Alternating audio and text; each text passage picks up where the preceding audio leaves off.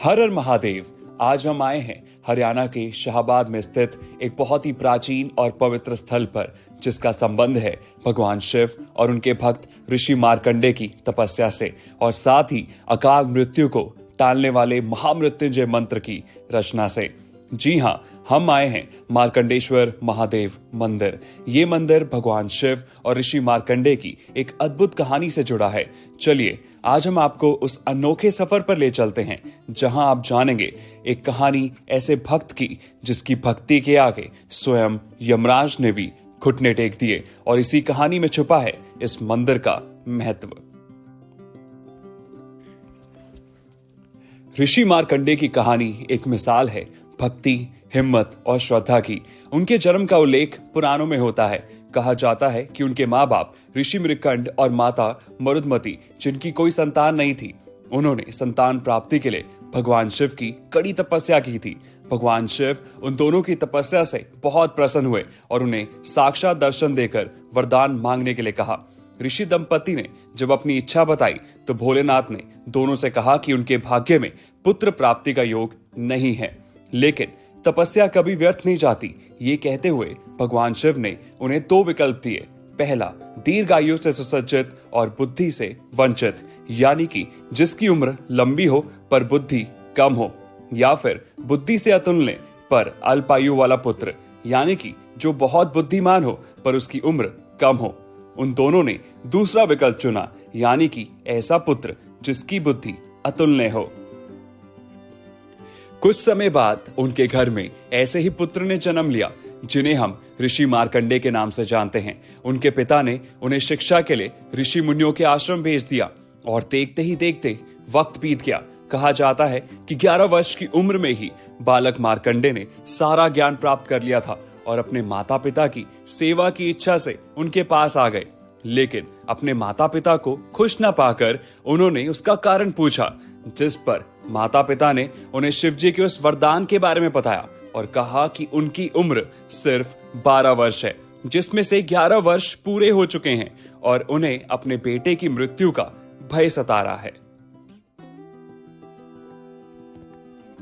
ये सुनते ही मार्कंडे बोले, सारा ज्ञान प्राप्त कर लेने के बाद मुझे अब अपनी मृत्यु का कोई भय नहीं है, लेकिन मैं अपने माता पिता की सेवा करना चाहता हूँ। और ये बोलकर उन्होंने कहा कि मैं जा रहा हूँ तपस्या करने, और अब तभी लौटूंगा जब मृत्यु पर विजय प्राप्त कर लूं।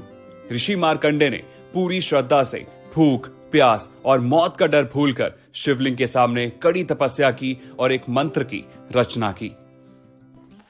ओम हौं जूं सः ओम भूर्भुवः स्वः ओम त्र्यंबकं यजामहे सुगंधिं पुष्टिवर्धनम् उर्वारुकमिव बन्धनान् मृत्योर्मुक्षीयमामृतात् ओम स्वः भुवः भू ओम सः जूं हौं ओम। देखते ही देखते 1 साल बीत गया और यमराज स्वयं उन्हें लेने आए, लेकिन वो शिव भक्ति में इतने लीन थे कि उन्हें कोई सुध नहीं थी। उनके लिए तो बस ये तपस्या ही उनके जीवन का उद्देश्य बन चुकी थी। जब यमराज ने उन्हें चलने को कहा और उनके प्राण लेने के लिए आगे बढ़े, तो वो बहुत डर गए और उन्होंने शिवलिंग को कस के पकड़ लिया। तभी भगवान शिव त्रिशूल उठाए प्रकट हुए और यमराज से कहा कि इस बालक के प्राणों को तुम नहीं ले जा सकते। तब यमराज ने कहा कि इसकी आयु पूरी हो चुकी है और मुझे इस बालक को ले जाना ही होगा। तो भोलेनाथ ने उन्हें बताया कि ये कोई साधारण बालक नहीं है, बल्कि बहुत ही यशस्वी बालक है, जो आने वाले वक्त में मानव कल्याण हेतु कई मंत्रों की रचना करेगा। लेकिन इसके बाद भी यमराज ने कहा, प्रभु मैं विवश हूँ, आयु पूरी हो जाने पर प्राण हरना ही मेरा धर्म है। अब आप ही बताइए मैं क्या करूं।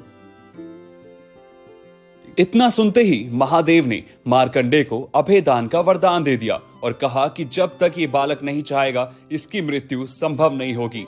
इस प्रकार उन्होंने यमदेव को भी धर्म संकट से मुक्त कर दिया।